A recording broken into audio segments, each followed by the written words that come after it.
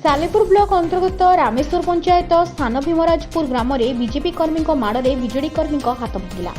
BJP कर्मी विकास सेठी आक्रमण में दीपक लेंका और सान भाई ज्ञानरंजन लेंका गुरुतर आहत होई एससीबी मेडिकल रे चिकित्सित होउछन्ति। बड़ भाई दीपक लेंका हाथ भांगिबा सह मुंडरे आघात लागिछि। आज अस्त्रोपचार हेबो बोली जणा पड़िछि।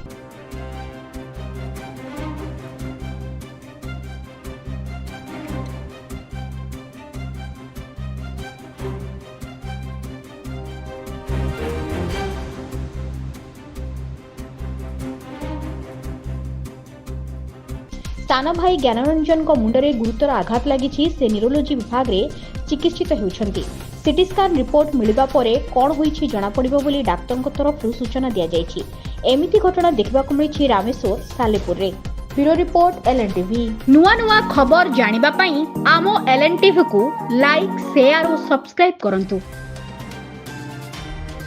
एलएनटीवी स्वर आपणंकर।